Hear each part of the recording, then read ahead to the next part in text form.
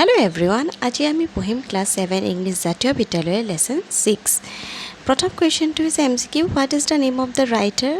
কবিজনৰ নাম কি আছিল Robert Frost he was a কি আছিল তেওঁ এজন American poet next famous poem of Robert ফ্ৰষ্টৰ একে ফেমাস পোয়েমটো কি হয় দুইটা হয় মেন্ডিং ওয়াল আৰু ইটু what is the meaning of wood মানে কি বুলি জানো আমি ডাঙৰ forest small forest and none of this উত্তৰ হৈছে small forest what is the meaning of queer queer অৰ্থ কি গতিকে ৰাইট আনসাৰ হৈছে strange মানে অচিনাকি what is the meaning of farm house অৰ্থ কি a আৰু b দুইটা হ'ব what is the meaning of sleep মানে কি sleep মানে তো আমি খোৱা বুলি জানো টোপনি বুলি জানো গতিকে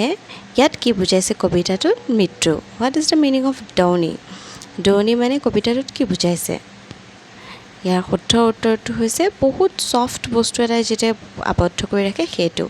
what is the meaning of frozen মানে কি গতিকে with a layer of ice and on the surface what is the meaning of sweep মানে কি কবিতাটোত sweep যে ওয়ার্ডটো আছিল তাৰ অৰ্থ কি all of this গতিকে ওপৰটো হ'ব b2 হ'ব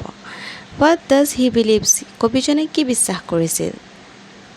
যে তাৰ মাক ঘূৰি আহিব নে হি মৰি যাব নে owner of the woods who live মানে why did the house become anxious to see owner stop suddenly ইয়াৰ শুদ্ধ উত্তৰ হৈছে because there is no farmhouse near the wood why did the speaker can't stay there for long কিয় স্পিকাৰজন বহুত দেৰিলৈকে তাত ৰৈ থকা নাছিল ইয়াৰ শুদ্ধ উত্তৰটো হৈছে because he has many other duty to perform before it gets dark গতিকে আজি ভিডিঅ'টো ইমানেই